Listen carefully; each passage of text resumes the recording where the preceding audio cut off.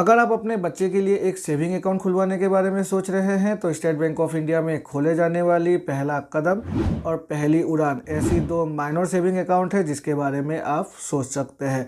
दो काफ़ी अच्छी माइनर अकाउंट्स है जो एक्सक्लूसिवली माइनर्स के लिए ही State Bank of India provide करती है। आज की वीडियो में मैं इन्हीं दो अकाउंट्स के बारे में आपसे बातें करने वाला हूं। नमस्कार दोस्तों, मेरा नाम है विराज और आपका स्वागत है मेरे चैनल विराज की बातें में। तो चलिए आज की वीडियो को फटाफट शुरू करते हैं।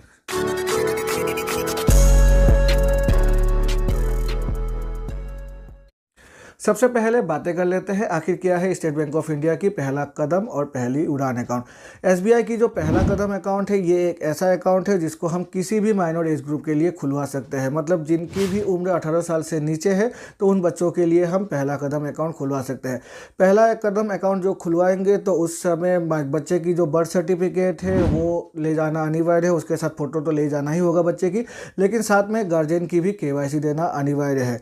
मतलब ये जो पहला कदम अकाउंट है एसबीआई की पहला कदम अकाउंट में जो गार्जियन है वो हमेशा ही जो भी अकाउंट होल्डर है उनके साथ लिंक हो जाएगा जब तक कि अकाउंट होल्डर की एज 18 साल नहीं हो जाती। मतलब ये एक जॉइंट अकाउंट है जब तक कि माइनर मेजर नहीं बन जाता। ये है पहला कदम अकाउंट। लेकिन अगर पहली उड़ान अकाउंट की बातें करें तो पहली उड़ान उन बच्चों के लिए है जिनकी उम्र 10 साल से ऊपर हो गई हो। 10 से 18 साल के बीच के बच्चे पहली उड़ान अकाउंट को खुलवा सकते हैं। पहली उड़ान और पहला कदम दोनों ही सेविंग अकाउंट है। पहली उड़ान अकाउंट को खुलवाते समय जो बर्थ सर्टिफिकेट बच्चे की वो तो ले जाना ही होगा और फोटोग्राफ भी ले जाना पड़ेगा। लेकिन साथ में जिस तरह से पहला कदम अकाउंट में हमें गार्जियन की जो भी डॉक्यूमेंट्स है वो ले जाना अनिवार्य है, ठीक इस केस में भी ले जाना अनिवार्य है। लेकिन यहाँ पर जो गार्जियन है उसको अगर हम चाहे तो लिंक नहीं भी करवा सकते हैं। बच्चा जो ये खुद माइनर अपनी सिंगल हैंडेडली ही इस अकाउंट को हैंडल कर सकेगा, अपनी सिग्नेचर देकर ही पैसे निकाल सकेगा। जैसे कि हम अपने अकाउंट से पैसे की लेन देन करते हैं ठीक उसी प्रकार से एक पहली उड़ान का अकाउंट होल्डर अपने अकाउंट को हैंडल कर सकेगा। यहाँ पर ज्वाइन करना अनिवार्य नहीं है। अगर चाहे तो ज्वाइन करवा सकता है उनके गार्जियन, लेकिन अगर नहीं चाहे तो बच्चे के नाम पर सिंगल ही इस अकाउंट को खुलवाया जा सकता है। ये तो थी पहली उड़ान और पहला कदम अकाउंट की जो बेसिक बातें हैं वो, मतलब कैसे हम अकाउंट को खुलवा सकते हैं या फिर क्या है ये पहला कदम और पहली उड़ान अकाउंट। अब चलिए जान लेते हैं आखिर क्या क्या फीचर मिलते हैं हमें इन दोनों ही अकाउंट्स में। अगर फीचर और फैसिलिटी की बातें करें तो एसबीआई पहला कदम और पहली उड़ान इन दोनों ही अकाउंट में हमें बेसिक बैंकिंग फैसिलिटीज़ मिल जाती है। हर बैंकिंग फैसिलिटी मिल जाती है, जैसे कि एटीएम कार्ड हो या फिर चेकबुक हो, इंटरनेट बैंकिंग हो, मोबाइल बैंकिंग हो, ये सब फैसिलिटीज़ हमें इन दोनों ही अकाउंट्स में मिल जाती है। ये एक कम्प्लीटली जीरो बैलेंस अकाउंट है जहाँ पर हमें एक भी रुपये मेंटेन नहीं करना पड़ता है और हमें कुछ चार्जेस भी पे नहीं करने पड़ते हैं। यहाँ पर लेकिन एक लिमिट रखी गई है, मैक्सिमम डिपॉजिट लिमिट जो रखी गई है 10 लाख रुपए। मतलब इन दोनों ही अकाउंट में हम 10 लाख से ऊपर पैसे जमा नहीं करवा सकते। यहाँ पर जो एटीएम कार्ड प्रोवाइड किया जाएगा इन दोनों ही अकाउंट में, जो भी एटीएम कार्ड आएगी उस एटीएम कार्ड में बच्चे की फ़ोटो भी प्रिंट होकर आएगी। मतलब जिस भी बच्चे की ये अकाउंट होगी उनको इस कार्ड को देखकर ही पता चल जाएगा हाँ ये एटीएम कार्ड मेरे लिए ही आई है। यहाँ पर जो एटीएम की जो भी अलग अलग जो भी फीचर्स है वो तो हो गए ही साथ में, लेकिन फ़ोटो यहाँ पर आ जाएगी। हमारे एटीएम कार्ड में तो फ़ोटो नहीं आती है लेकिन इस केस में फ़ोटो आ जाती है।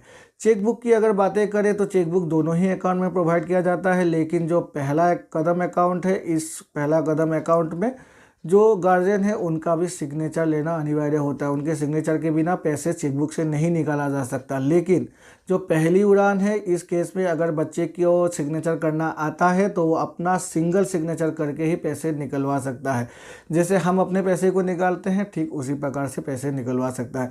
एटीएम की लिमिट की अगर बातें करें तो 5,000 रुपये इसकी लिमिट है हर दिन की। तो जो भी कार्ड आएगी एटीएम कार्ड उस कार्ड में 5,000 रुपये तक ही हम पैसे निकलवा सकते हैं एक दिन में। और अगर हम इंटरनेट बैंकिंग की बातें करें तो इंटरनेट बैंकिंग के थ्रू भी हम 5,000 रुपये की ही ट्रांजैक्शन कर सकते हैं हर दिन इन दोनों ही अकाउंट से अगर चाहे तो।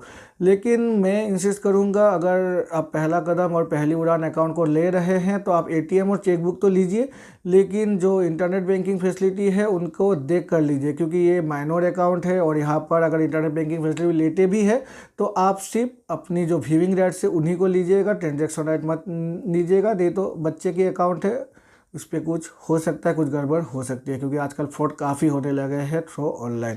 तो उसको आप ध्यान में रखिएगा।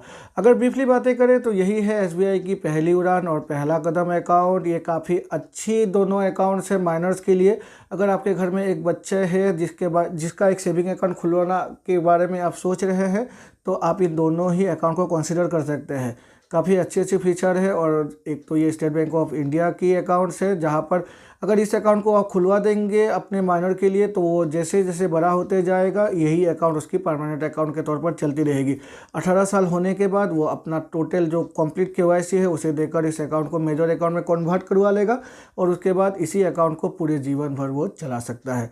आशा है इस वीडियो को देखकर आपको कुछ नया इन्फॉर्मेशन मिला होगा, और अगर मिला है तो मेरे चैनल को लाइक और सब्सक्राइब कीजिएगा। सब्सक्राइब करके बेल आइकन को प्रेस कीजिएगा, जिससे कि मेरे ऐसे ही वीडियोस की नोटिफिकेशन तुरंत आपके पास मिल जाया करेगी। तो चलिए मिलते हैं अपने अगले वीडियो में, तब तक के लिए good bye and take care.